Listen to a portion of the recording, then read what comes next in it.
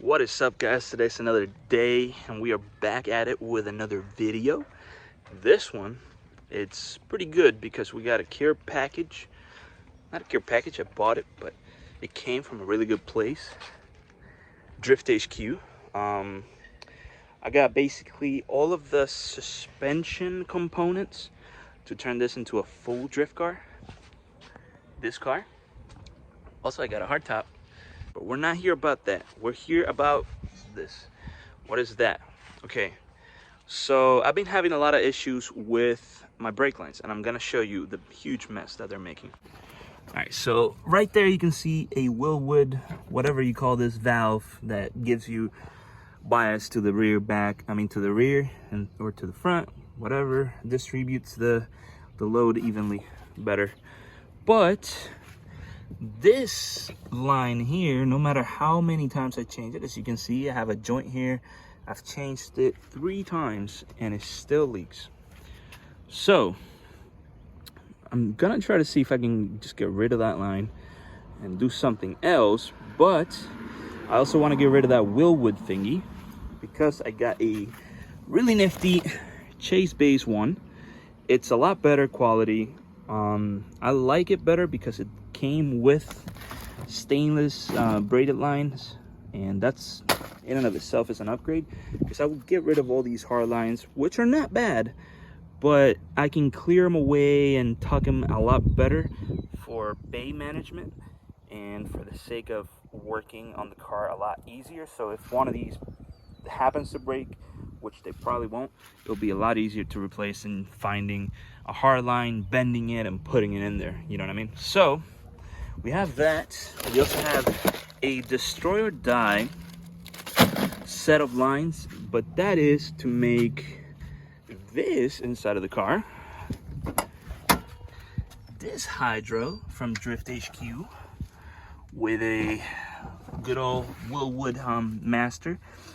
We're gonna make that guy standalone. So those lines are basically gonna bring the hydro from here to the rear to a secondary set of calipers, because I got with this the destroyer die rear knuckles, which give you the option of having 2 stock rear brakes on the same knuckle without having to, you know, get the Willwood kit or whatever, or getting different rotors. You just get another one of the stock calipers, slap it on there, and you are good to go.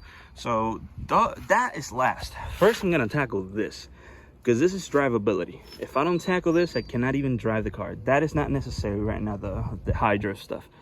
So I'm just gonna show you how I installed this real quick, and hopefully it fixes my issue. Okay, so based on the instructions, Chase BAYS mounts it right here in this location. So there's a 10 mil. I'm gonna remove that, remove this bracketry thing out of the way, and put this on.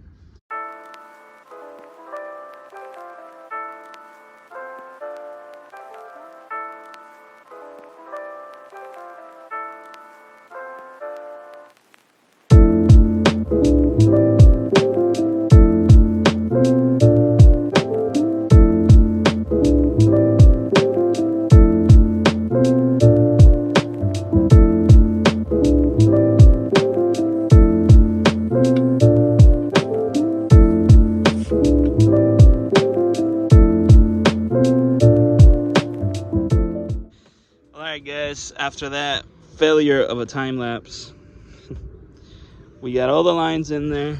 So I routed everything is in there. I'm bleeding now the brakes. I already did that side. Now onto this side, so I'm gonna put the wheels on that side, lift this a little more so I can do the corner, and then the closest to the master.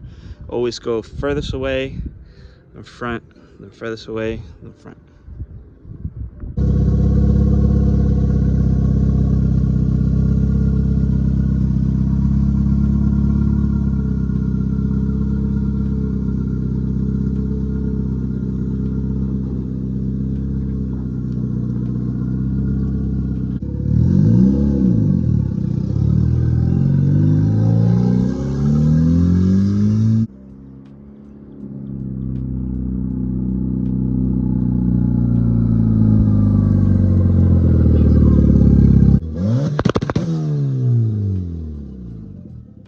Well, guys, I'm here in the future, like very in the future, just trying to see if I didn't close out a video or not, but I'm gonna close out this video. The chase base stuff is amazing.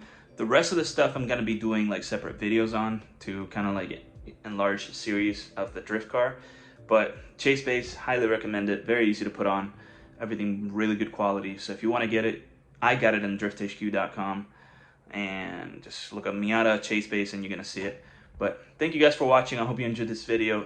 Comment, like, subscribe, and just help me out with the algorithm if you can. And I'll catch you guys in the next one. Peace.